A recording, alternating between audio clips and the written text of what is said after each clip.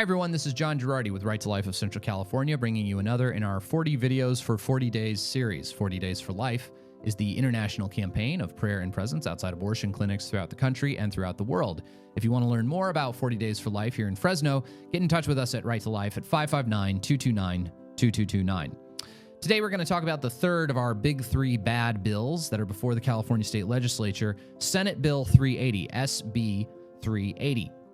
In this legislation, California is basically trying to expand its regime of physician-assisted suicide.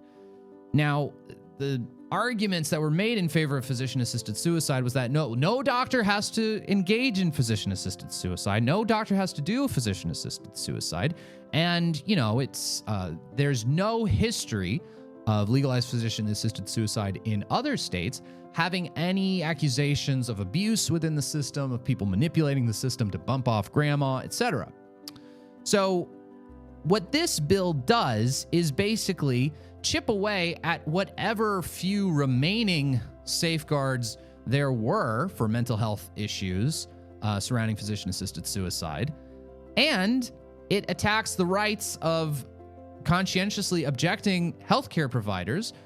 It attacks their right not to be involved with physician-assisted suicide. So one of the things this bill does is it forces physicians who don't want to participate in physician-assisted suicide, it may force them to have to give patients formal referrals for other doctors who will do it, for other doctors who will prescribe them with deadly medication. The way physician-assisted suicide works is if you receive a 6-month terminal diagnosis, you are eligible to ask your doctor to give you a prescription for life-ending, quote, medication, okay? Pills that will kill you. You take the pills on your own time.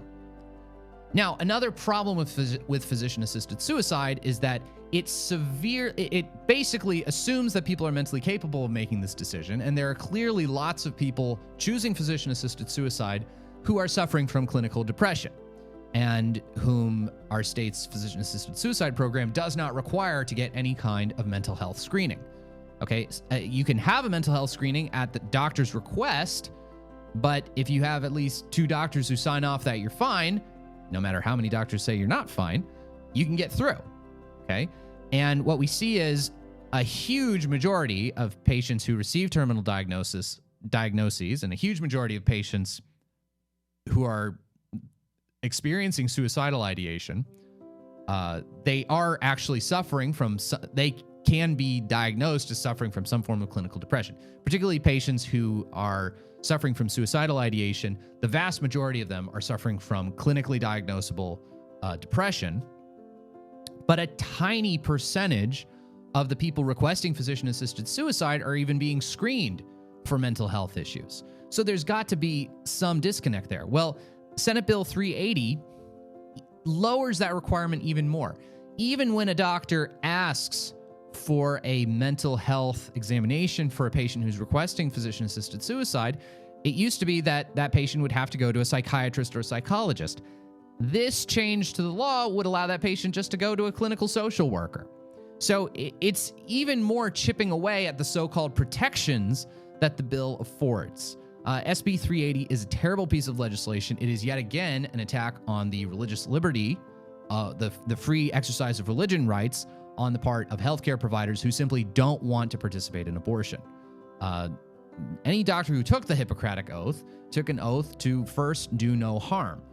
To prescribe your patient life-ending pills is prescribing them harm, and to refer them to a doctor so that that doctor can do it, that is also a form of harm. You are still, even though the doctor himself is not prescribing it, you're involving that doctor in the immoral action. It is no protection for the doctor's conscience that, well, you're not doing it, you're just referring him to someone who will. No. Doctors should not be forced to give formal referrals for physician-assisted suicide. They should not be forced to have to participate in it. That was the deal that was struck in 2016, and that deal is being chipped away at by the advocates of physician-assisted suicide. For Right to Life of Central California, I'm John Gerardi.